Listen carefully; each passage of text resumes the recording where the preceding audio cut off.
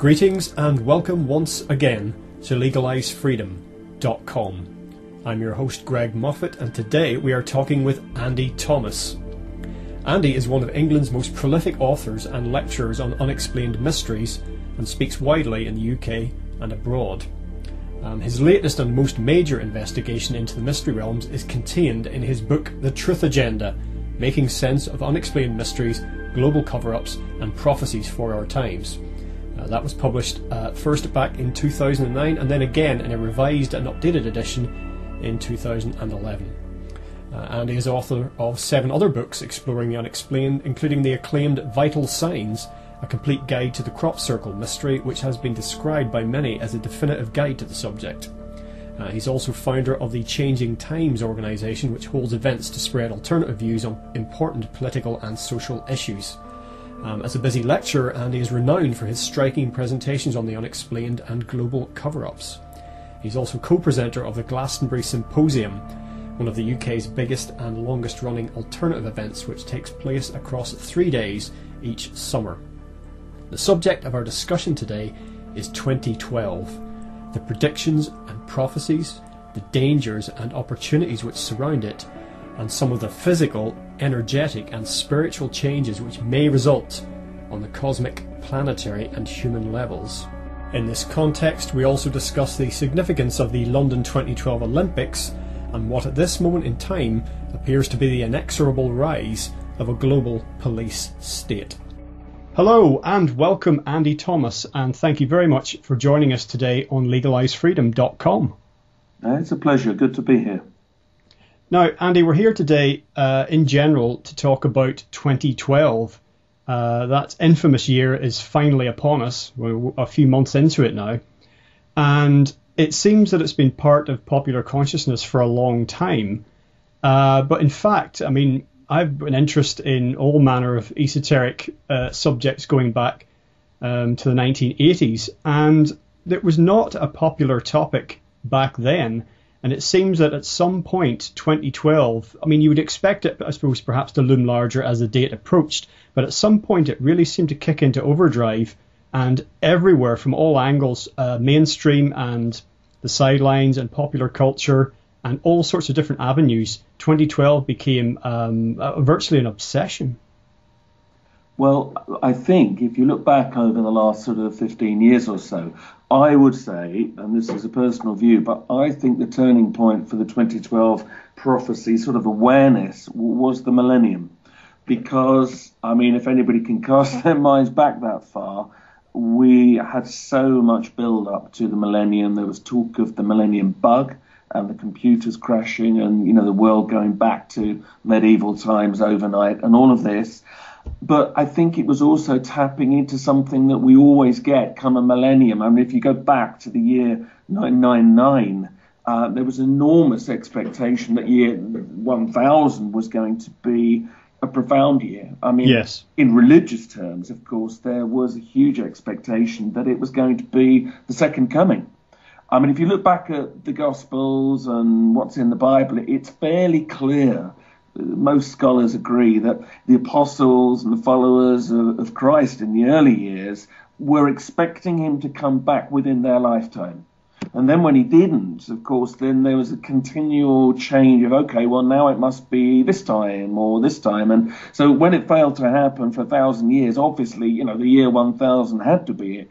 And of course, it wasn't. So what I thought was really interesting was that 1,000 years on again, come the millennium, not much had really changed.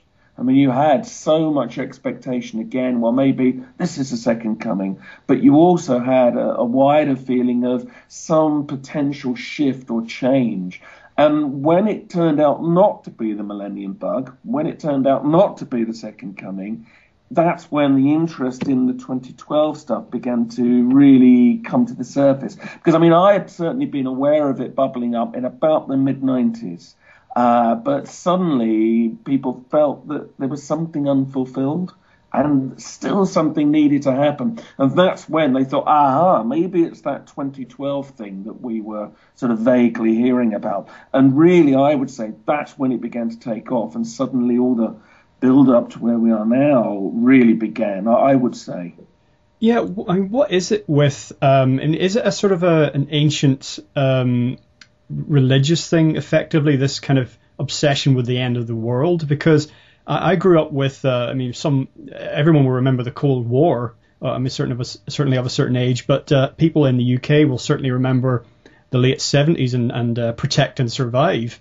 And I grew up, hiding under my school desk, rehearsing what to do when the Russians bombed us. And that was what we lived throughout the 80s with, which was the, global annihilation through nuclear war. And it seems that every era, in fact, especially in the industrial age, every decade seems to have its global threat.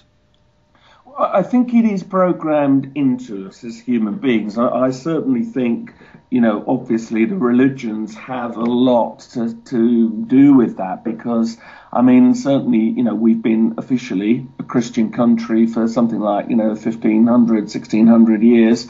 And so the whole book of Revelation, you live a good life and you'll be saved when the apocalypse begins and the New Jerusalem comes. It's in our blood. You can't get away from it.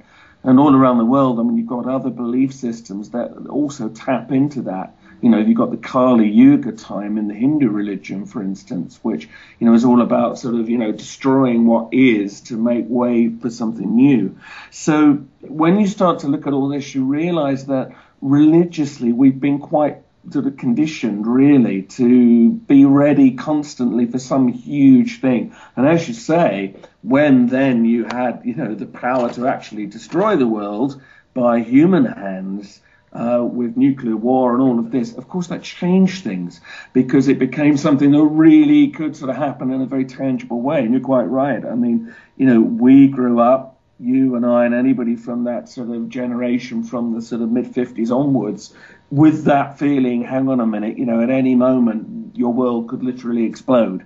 And I think that's had a profound effect on us. So therefore, our radar's always been out for, could there be anything else that might bring this all crashing down around our ears? So I think that's why by the time the 2012 sort of awareness began to bubble up, we were very tuned into looking in for stuff like that. And so its time had come, of course. And yet, we'll see what happens, as the rest of 2012 unfolds, of course. And whether we make it to 2013, let's assume that we will, we'll see what the aftermath is like, because certainly the Y2K thing is very recent, feels very recent to me. And afterwards, the general attitude seemed to revert to, well, of course nothing was going to happen. What did you expect? Well, I mean, one of the, I think, difficulties that we've got at the moment is that so much false expectation has been placed on this date. And a lot of that's been put there by people who, and I don't mean this rudely, have not really truly understood what this is all about. And I'm hoping, in this conversation we'll get down to understanding more clearly what this cycle was meant to represent. And I think anybody who's expecting all the big changes they've ever wanted to occur on one day, 21st of December 2012, which is the big turning point in the ancient calendrical cycles, anyone expecting that that's going to be the be-all and end-all, I'm sure is going to be very disappointed. And I think there's huge potential for disillusionment and people turning their backs very much on all the things they've been building up to. My response to that would be a shame if people do. Because any shift usually takes decades, sometimes centuries, to really see what's been going on. And you sometimes need a little bit of perspective to look back at it. And when you look back, you might suddenly then realize actually how much did shift in these times. And certainly how many people changed themselves in anticipation that this might be a meaningful time.